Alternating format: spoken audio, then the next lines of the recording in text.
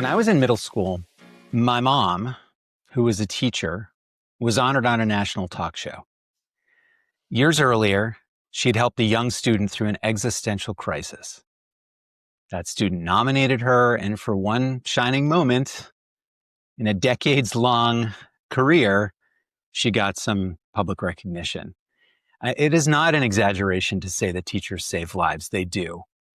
They're the most important adults in our kids' lives after the parents. And after 20 years of seeing what social media has done to young people, we're now facing even more powerful technologies. Teachers are on the front lines now again, and they're trying to figure out how to use these tools responsibly and safely, while their jobs are only getting more and more complicated. I think about this all the time. I've got kids myself, and that is why I'm so excited about today's guest. He spends his time helping teachers make sense of technology, especially AI, in ways that are practical, ethical, and sustainable. Tom Driscoll is the CEO of EdTechTeacher and a longtime leader in technology-enabled professional learning for K-12 educators.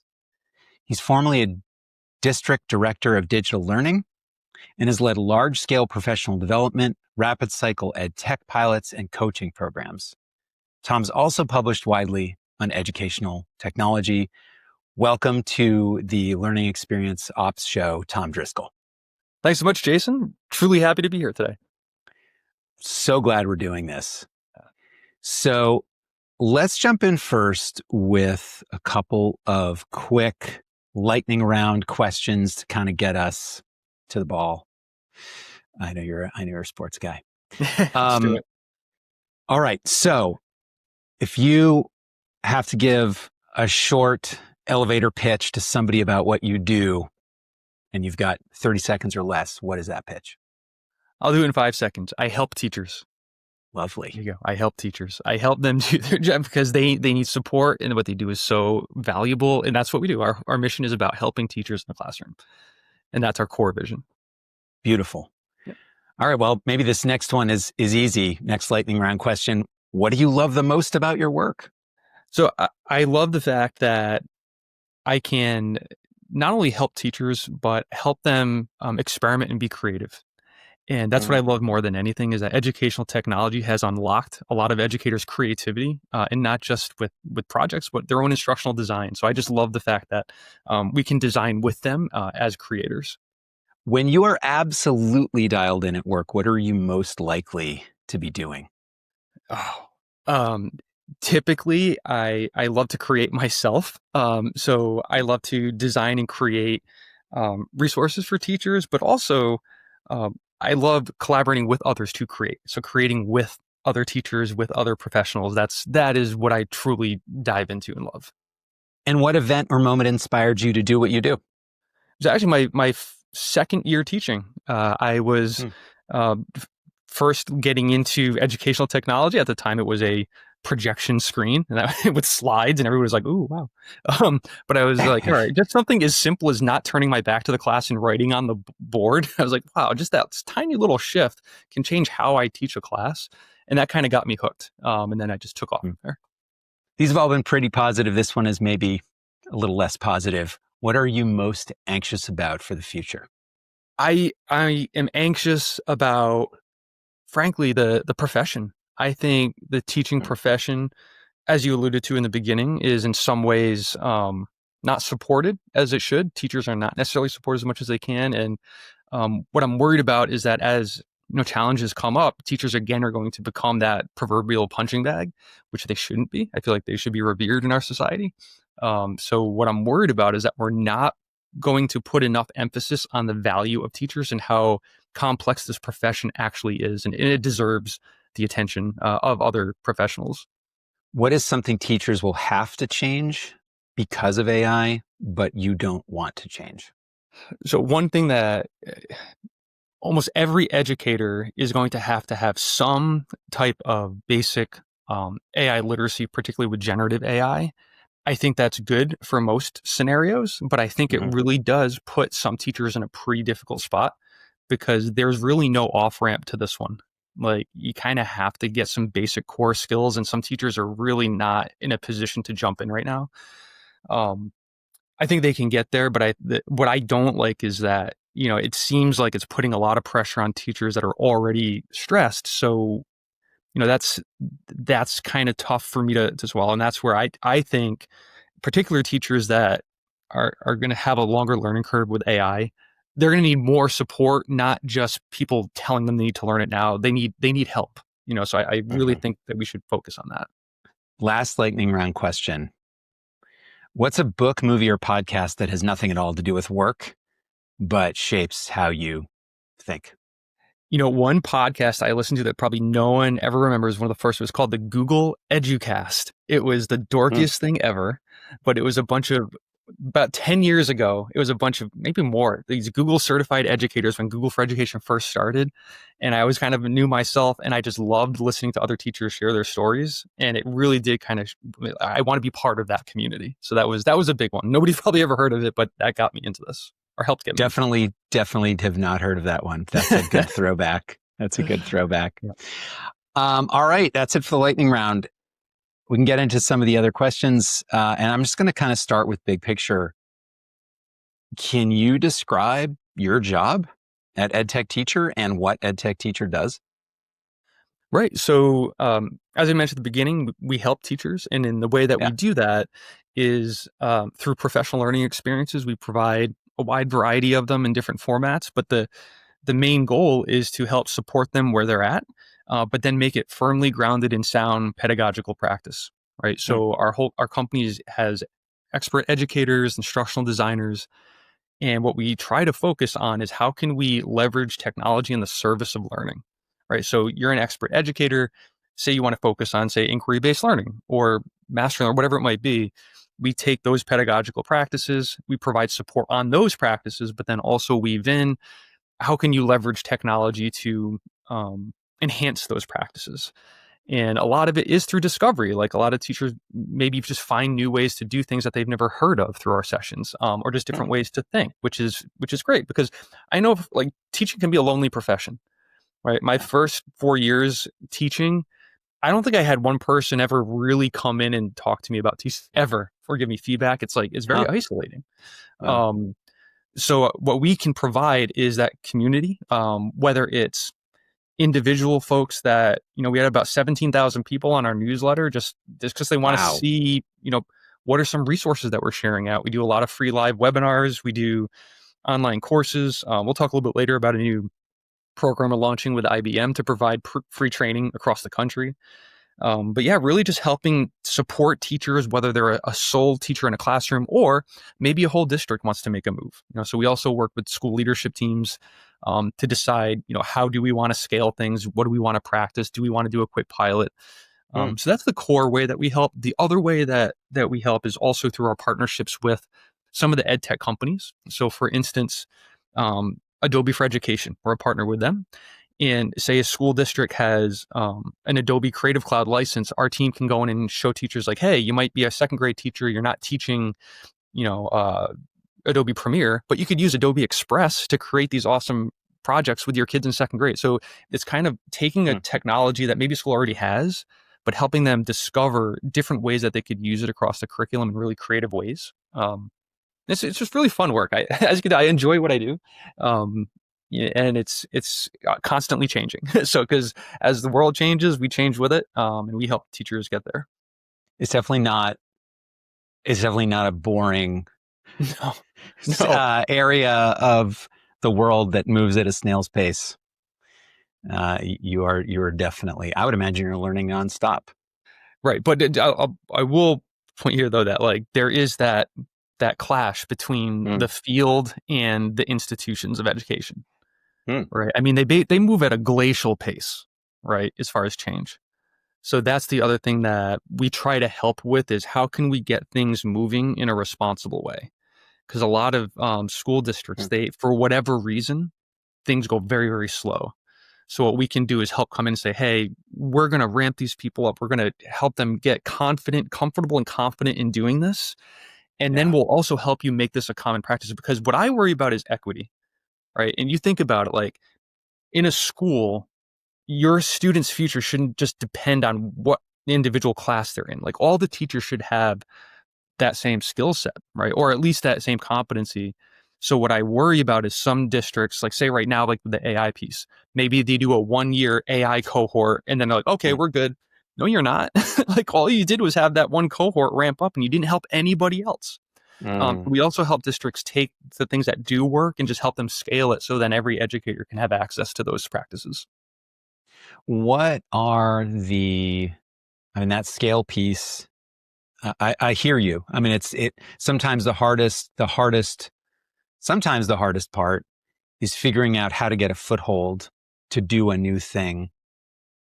And you can do that hard work of figuring that out. But if you don't go that last kind of mile of figuring out how to replicate that, it's almost like, I don't want to say a waste of time, because some people have really been helped. They're better off.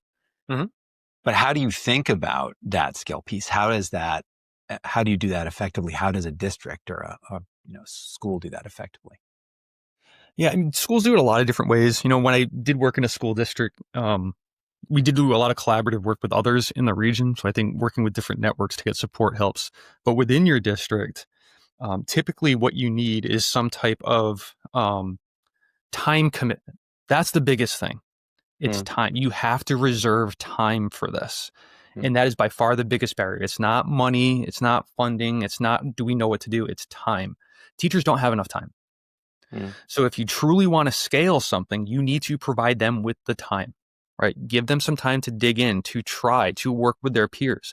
If you just keep dumping all these tasks on teachers and then say, oh, learn this new initiative that these other teachers piloted and start doing it next year, that is unfair to the teachers that weren't in that pilot. You need to give them the time and space to dig in and learn with the folks that were in it. And it's hard. I get it. Like, it is tough to figure out what time to devote to this. And I'll take a step back. Time does cost money, right? I do, because that is part of this. But that is the single thing that I think if districts really want to scale these things, you have to find time for educators and treat them like professionals and give them time to learn this stuff. I think that's how you actually scale these practices. You talked earlier, you yourself, you were a teacher for 4 years, it sounds like. Actually, 10 years. 10 years? Yeah. Yep. I taught in 2 different schools in Connecticut. What are some kind of core processes or ideas or techniques that you learned as a teacher that you feel are just evergreen? Like, they're just always going to be important. They're always going to be critical. I know most of your job, you are really at this kind of forefront of change. What are the things that never have to change, that shouldn't change? I think the first is when you're starting any lesson, no matter what it is, anywhere, anything that you're teaching, it's that first 2 to 3 minutes. That first, like, that inquiry hook, that engagement, that relevance, that connection with them. You got to get them in the first few minutes, right? And then they're in, right? So I think if you can really hone that and get kids to lock in and to care about what you're teaching that day, that's going to go a long way. So I think just focusing on that first few minutes. Even think about how kids watch YouTube right now. If they don't finish the first, 7 seconds or something, they're never going to watch it. So you got to get them past 7 seconds. So I'm not saying you got to get past your first 7 seconds of your lesson, but you have to think in that mindset. If you just drone on about your objectives for the day and checking the homework and all that crap, and then 10 minutes in, everyone's just sitting there and you wonder why they're bored and don't care. It's because you just blew the first 10 minutes on operational crap. So, and again, it's just part of the nature of schooling. I get it. You have to do that. But one thing that I always really try to do is preserve that first few minutes to really bring everyone together and to get them to care about what we're teaching that day. I don't think that's ever going to go away. The other thing too is I think I was never a fan of, hey, a student didn't learn something, let's just make it really low level and drill them with it for hours on end. I think that's stupid. If the kid didn't get it the first time, how does just going slower and more boring going to make it helpful? Right? It's not. They're not going to want to do that. Fair question. And I saw it happen in high schools all the time. They'd fail algebra, so they put them in remedial algebra, which was like even more boring. And it's just like, how about instead of that, we do like a PBL where like they actually care about the math they might learn? A crazy idea, but I think we spend too much time on the remediation with really basic drill and kill stuff, where really the kids that are disconnected, the kids that aren't engaging, it may not be because they can't do the thing, they just don't care, right? So I think that it's the wrong medicine. Just don't double down on boring stuff. Give them something more authentic. One educator that I follow all the time, Scott McLeod, he's a university professor out in, I think it's University of Colorado. And his whole thing is about, his mantra is make school less boring. But the whole point is like, have that authenticity to it. Have something there, especially with when you're doing projects. Like, don't make yourself the audience. Like, if you're the teacher and you're the only audience, it's not a great project. The audience should be someone other than just the teacher, so they care. Because honestly, I hate to say it, but they don't really care about just pleasing you all the time as a teacher, but they might care about an outside audience that they're designing for. I know I'm rambling a little bit, but I would say those would be the big things for me is inquiry hooks at the beginning, get kids engaged. Don't just double down on remedial stuff and focus more on authenticity, engaging kids and making school interesting for them so they care. Those are things that are universal. That is not going to change with technology. And those things are so fundamentally human, right? They are about connection and empathy, if I'm understanding, right? Really understanding where the student is and what to do next that's right for that student, and keeping them involved in a way that feels good to them. And that isn't something technology is great at. I know that you need to stay, of course, for your job, you've got to stay ahead of what is happening in the world of technology. I know you've been running EdTechTeacher longer than we have had LLMs at the center of all of our technology conversations. Yep. And I can imagine that it's always been a fast-paced job. But now, we're just at a totally different level of pace of change. So how is it that you are able to stay on top of your own learning, stay ahead of where teachers need to be as the world just accelerates so fast? And do you have any tips for the rest of us? Yeah. It's something that everyone in every field is in this boat, right? This is not unique to education. I think what we need to do, particularly in the education field, is not worry too much about the tech itself, right? Focus more on what the tech does in general. And what we need to do is start to design. Like, we need to all put our instructional design hats on, because school is going to be different. It is. And it might take till 2028 to get there, but it will be it fundamentally. And 2028 seems far away, but it's really not. We're almost at 2026. So these kids are going to be living in a much different world very, very soon. So I think if we can just kind of unpack this a bit and say, like, what does this mean for our profession? Just take a second step back. Like, how do we want to teach? How does it align with our values? And then think about how we might want to engage with these tools. That's the big thing, because then you can cut out a lot of the noise. I get probably 50 emails a day with the newest EdTech AI tool. I don't open any of them. Right. So EdTech people, stop sending me that stuff. I don't open them. What is important is to know the fundamental technology. So I think schools should step back and say, all right, what we shouldn't be talking about is these 8 apps. We should be talking about, what is generative AI actually? And what does that mean? Right. And I think if we can all kind of start with that fundamental understanding, we start a lot of our beginner workshops with that. We don't talk about EdTech at all for the first hour. Right. It's all just kind of getting a better understanding of, as a former history teacher, I actually go back and I say, hey, when did AI get invented? And a lot of people are like 2022. And I'm like, well, it was actually the 50s. Right. We've been working on this stuff for 75 years. So I think also providing some historical context to this helps people, and it lowers some of the anxiety. And then I think also letting teachers take some control over this, because a lot of the anxiety around AI is the loss of control, right? The fact that we're losing some of our hands aren't always on the wheel now. So with that, I think it's like, all right, we need you to shape how AI looks for you as an educator. Right. So we want you to be confident and comfortable in doing that. And for me, this comes back to that learning piece. When I find articles and research that shows best practices, I try to kind of filter it down and make it very, very practical. as far as what steps can I take as an educator. And that helps me as well, because if I can't really articulate it and explain it, I really don't know it well enough either. Right. And someone that once told me, like, if you can't explain something briefly to somebody, you really don't know it that well. Like, you should be able to consolidate. So I do that. And then as far as the research itself, I just find the smartest people in whatever field I'm studying, and I follow their podcast. I'll go to their newsletter. I'll read their books. I'm like, why not? Like, if this person is one of the best in the world at whatever, why don't? So one example is I follow Ethan Mollick's work. You're familiar with his? I am. Yep.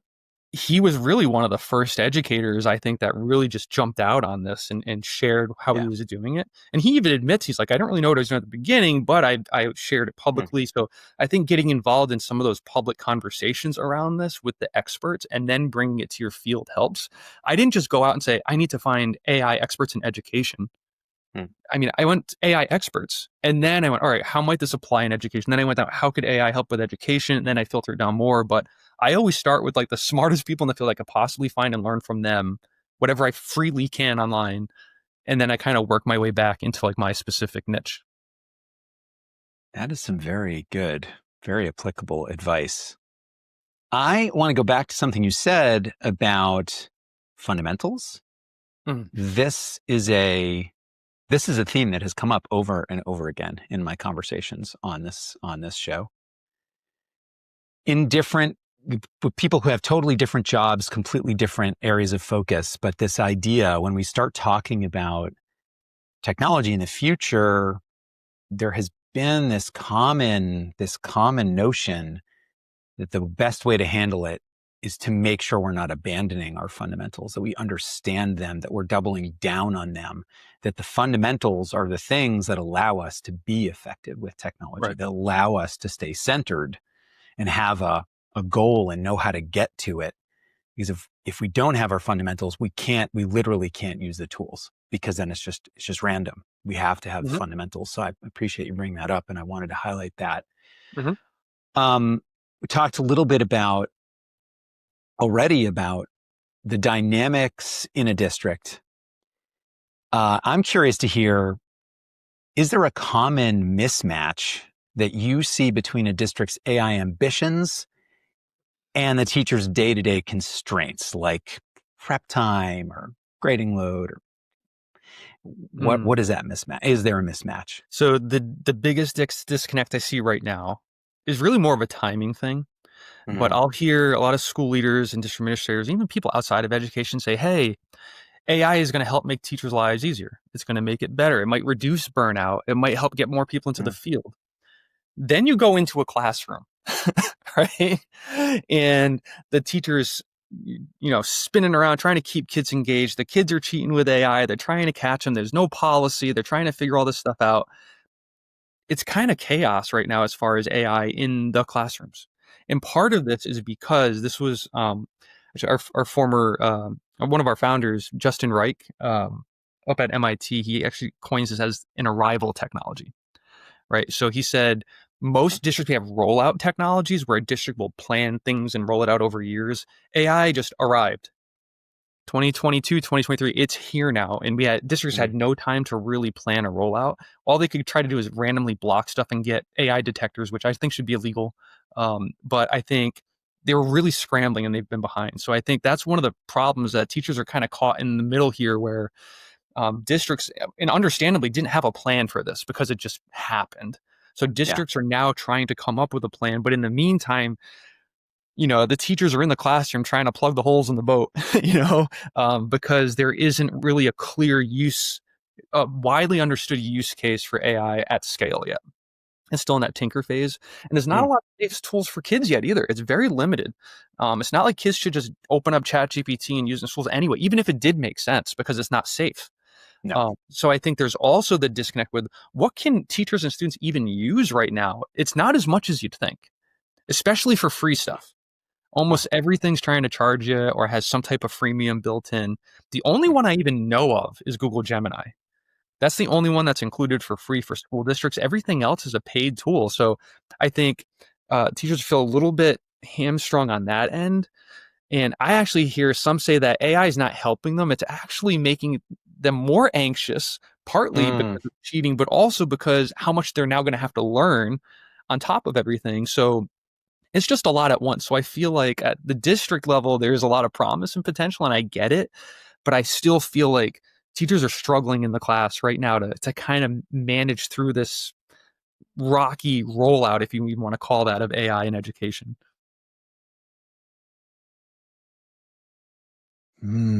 I've heard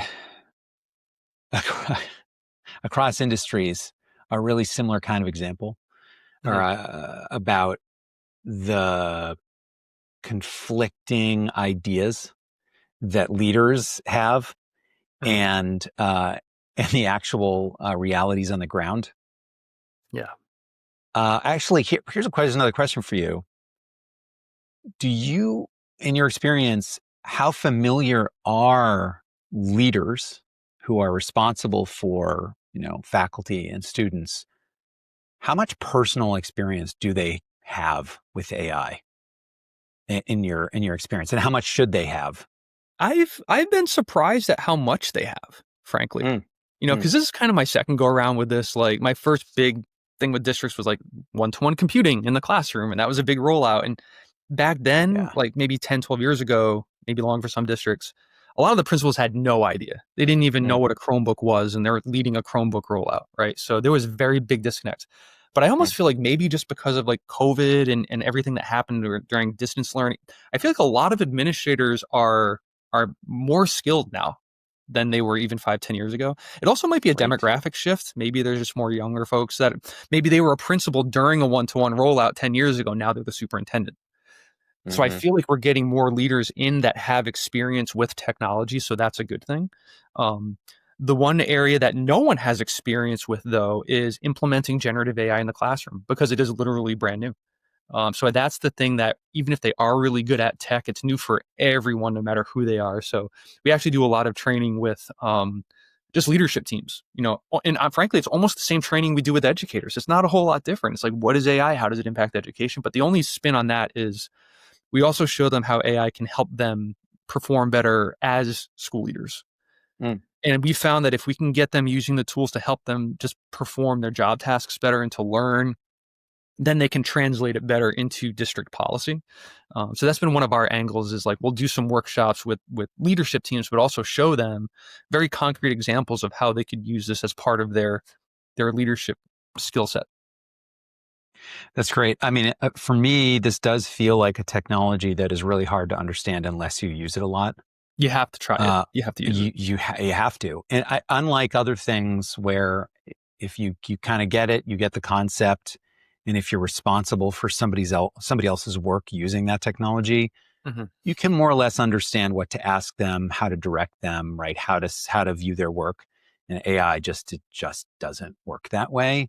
Hmm. And one of the things that I hear a lot for people in, corporate environments or other environments is that the leader gets very, very excited about AI. They get all hyped up, but they never use it or they use it very little. And then they have these crazy expectations about what is possible in their organization. And they're expecting that like Yeah. the AI fairy dust is just going to get spread across their employee workforce, and Yeah. everything's going to get faster and better and higher quality and Yeah. more efficient. And that is not the way it works. No. I am glad to hear that your experience is not quite that Yeah. with school leaders. That's quite heartening. Yeah. And I think when I said 2028 earlier, I didn't just make that up. Like a lot of folks are saying, Mm, like, in the workforce, it might take till 2028 until AI adoption really is pervasive across yeah. industries. Um, so I think that like there's still time to get there, but yeah, I mean, I've been pretty impressed by at least the school leadership teams I worked with recently, because they're not setting super high expectations yet for how it's being used. I think right now most districts just want it to be used safely and ethically, right? Hmm. They're not using it to, let's raise our test scores 800%. Nobody's saying that. It's really more like how can we create safe, effective, ethical AI environments where students are preparing for the future. The big thing that they're more not worried, but concerned with is how is this shaping the future job market for our graduates, especially if you're a high Mm, school principal or working with those students. because that is actually changing the content of our courses or even what we teach. Like right now in Rhode Island, we're going to have a new AI CTE pathway that never existed, right? So, and I think that's going to be a normal thing. So I think as that happens, we're even going to have to shift staffing. We're going to have to shift curriculum. So a lot's going to have to shift, but we're ways off. Like we're probably a year or two from that big shift.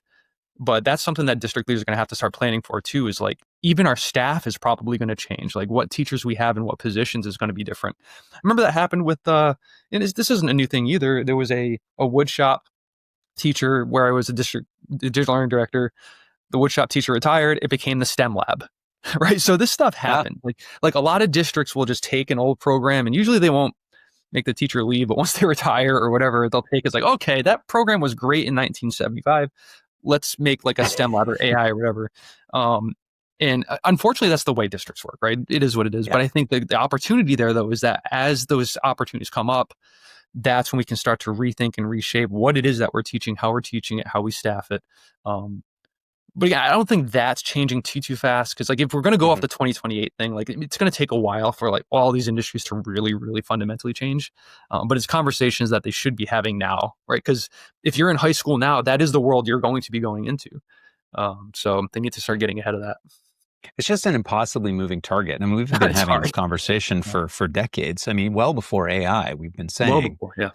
What are we supposed to be teaching kids about the world? Because the world is not going to look like it does now in 5 years. It's going to look totally different. We always used to hear like half the jobs will be totally different or whatever. We always hear these. And I feel like half is not even close. It's going to be 90% of I mean, I don't know what the number is now, but it is more than half in 5 years. The jobs will be different. Yeah. I even think like, what am I going to be doing in 5 years? Like, I mean, like everybody's position is going to be different, you know? So yes, it's interesting. But I also see how that causes anxiety with a lot of people. But I think that the opportunities, here's one example that you'd appreciate about the mismatch, right? Mm-hmm. I was still teaching in the class, and all of a sudden we got all these posters and like show these video clips for this point. I was like, what the hell is it? It was called Hour of Code. And that was a huge thing across the country in maybe like 2010, 11-ish maybe. And the goal was like, we need to teach every kid in the country to learn how to code because that's the future. And we'd have these videos of like Silicon Valley and people on scooters and playing ping pong. And all my kids are like, yeah, I'm going to be a coder.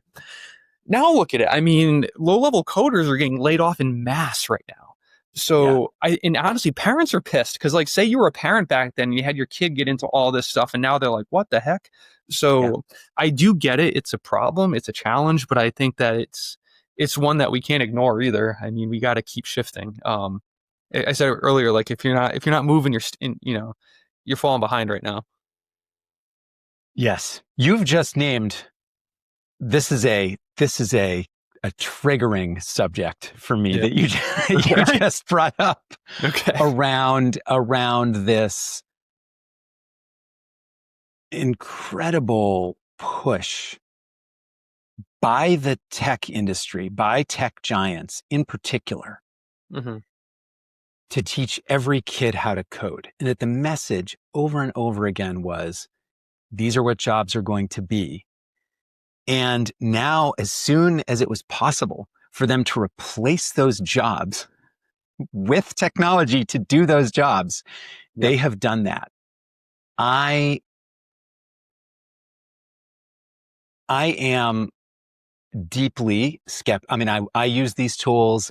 I love technology in general. I'm also very wary and skeptical about the technologies and about the motivations of these companies behind the technologies, especially when it comes to kids. And this one example, just once I saw this sort of what was happening in the last couple of years, I just thought, we just spent 20 years trying to teach every kid how to code. And now those jobs are going away. And it's just infuriating. I will say this though. Those are still valuable skills. I think if you've learned how to code, it's a creative skill, it's a problem-solving skill, it's a skill that requires, collaboration, cooperation with other people. I mean, it is still valuable. There's still plenty of things, even if you never code, that are probably quite useful. about it. However, Yeah. I personally, and also just as an educator, find the kind of arc of that quite frustrating. Because I think it also came at the expense of other things. I think we were teaching those skills when we weren't teaching about other stuff. My kids say to me all the time, why is it that I still don't understand how banking works, or Yeah. like how to work my personal finances, or what my fundamental human rights are, right? Or how to, basics of human psychology. Why did we get none of those things? And Mhm. we had all of these other things. These are legitimate questions, far too big to get into in this conversation. But anyway, man, I just got all upset with your answer there. Really, Yeah. really got me going. Yeah. No, there's so many personal connections there. One quick anecdote for those who are watching. I'm going to try to point. So if we go Yeah. over there. So that book I wrote was about civics education and how it got squeezed out of public schools starting in the year 2000. Ah, And honestly, I think one of the reasons we're in the absolute mess of democracy we are is because we spent 2 decades not teaching civics. It's not the only reason, but it definitely did not help that we have a whole generation of people that don't even understand the fundamentals of our government. yeah. And I think part of that is because the public schools let us down on that front. We got rid of a lot of social studies courses. We got rid of civics classes entirely. Part of it was to make room for all the things you were just mentioning. So there's always that give and take. So the point here is that yes, AI is a big thing. We're moving maybe AI literacy, but do not take out the course that teaches like civil discourse and like how to engage in democracy, for the love of God. Like keep those important things and maybe think how we can integrate. My thing would be, why don't you just integrate learning about AI into a civics class? Why do you have Yes. to have a separate class for it? So Right. I don't know. It gets me going a little bit too, because I felt like even just my passion as a subject is history and social studies. It was a history major, and I see it getting pushed aside, and I see what an important subject it is. But I just think as school leaders, the takeaway here is that you know you're going to get a lot of people saying to do AI everything over the next 3 years. So I think it's going to be very important to hold the line on those things that you do find like core to your school, core to what you believe in, and not just chase this. I mean, you have to address it, but I would not totally pivot and abandon everything you believe just because AI is changing society. You have to have that fundamental belief system and stick to it.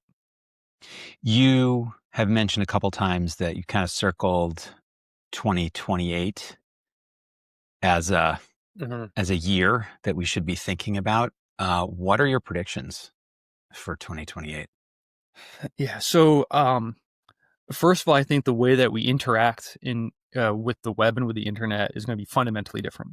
I was Mm. actually talking to my buddy this morning. We work out together before school, and I was like, "We're going to look back. Like, remember we used to browse on the internet to find information? Do you remember those days? We might be saying that in 2028. Yeah. So I think things are moving real fast. I also think uh, interacting with these technologies is going to get untethered from what we're staring at right now. We're staring at pieces of glass, and I think that maybe by 2028, we move beyond staring at glass all day. I don't know exactly how that looks. I would be all for that. I spend way too much of my day staring at some type of glass. But I think having some more natural ways to interact with people, and I'm not saying it like Ray-Ban Facebook glasses are the future, but Yeah. I mean, I'm not opposed if I can not be sitting at a computer all the time, so I think that might be also good for the education field, where maybe we can leverage these technologies and not have to worry about Chromebooks all the time and not have to worry about this. Like it might just be more of a natural extension of our thinking or what we're doing. And I think that that's probably where it's going to go. And then as far as teaching, I think it's not going to change fundamentally from a structure standpoint. I don't see that. I think there's too much of a social role for education. Hmm. Right. So this whole 2-hour school thing that's going on, I think that's a bunch of garbage. That's not going to scale for public education. Mhm. But maybe we could replicate how that looks. But I don't see a big shift in the way public school is structured. I think the bigger shift would be what does the school day look like in 2028? That's what I think is going to be different. And I think that's where we're going to be moving towards, I would think, less of the chalk and talk because it's going to be increasingly useless. And it's going to be more about projects, authenticity, designing things. I mean, I would love that future if that's what we were going towards. But I see that as a good thing if we can move in that direction. But we'll see. Well, it's just so apropos. I have one more question for you. And my last question always comes from a previous guest. And this person, her name's Andrea Flores. Andrea is a great thinker. She's currently working at MIT Sloan. She's a designer. She does a lot of work on lifelong learning. And she said something in our conversation that she talked a lot about shifting from teaching in silos to solving problems, coming into school and solving problems. And this just allows for a cross-disciplinary approach. So it's kind of apropos that this is her question. So let me ask you her question. It is, when AI can personalize every learner's path, who or what ensures that all learners still share a common map of the territory? And what role might teachers play in shaping that shared understanding? Yeah, so the first part is I don't think I'd want that reality. The first part where you said, can you just repeat the AI personalized for every? When AI can personalize every learner's path, who or what We'll stop right there. That part. When AI can personalize every learner's path, I don't like the sound of that. I don't want just some machine spitting out how a path should be personalized for my kid. If I'm in a school classroom with students, if it's some self-paced online course thing, that's different, right? Personalizing an individual experience where it's just individual, that's fine. But I think learning is so inherently social that really it should be the teacher, the educator is setting the context. We're learning this thing together. Then, as we dive in, I see AI as a tool that could personalize the experience for the student as they go through that shared experience. But I don't want the AI designing the whole experience for the kid. I do not want that, right? I would rather the expert educator, we still have curriculum, we still have projects, we still have things that we focus on. You're still driving this. Like there's that element there. I think the AI should come in after and say, all right, maybe this student needs a little bit more support with X and the AI can help them with X. And this student maybe wants to explore this field, so they use AI to research this field. Great. But then we all come back together. And I think that that's a fundamental philosophy that I believe in with AI is it's that human, AI, human, right? That human intuition, that human question. You jump in, AI helps in the messy middle, and then you end with some type of human judgment and reflection. Right. So it's still human. Teacher can drive it, teacher. So that's that. The AI would be in the middle to help support that. So I would very rarely support a program that was completely designed and driven for students by an AI tool. I do not support that. Great. Thank you so much for your time. This has been amazing. I could keep going, but we probably both have other things to do in our days, but I could literally keep talking. We should do this again. And yeah, I think it would be interesting to have a conversation with maybe you and Andrea too, maybe some point in the future. I think you guys would have a lot of interesting things to talk about. Excellent. Oh, we'll do it. Jason, thanks so much for having me on. And maybe we'll have you on the EdTechTeacher podcast soon. I would love that. Yes, please. That would be great. All right. Thank you, Tom Driscoll, for coming on I was going to say the EdTechTeacher podcast, the Learning Experience Operations Show. Excellent. Thanks, Jason. Thank you for listening, and a huge thanks to our guest today. If you enjoyed this episode, please like, subscribe, and share it with your friends and colleagues. I'm Jason Gorman. I'm the founder and CEO of Jackrabbit Learning Experience, where we help organizations of all kinds make learning better through a clear, repeatable process that is future ready. If any of this resonates with you, just keep tuning in and please join the community we're building. I'm looking forward to seeing you next time. Bye.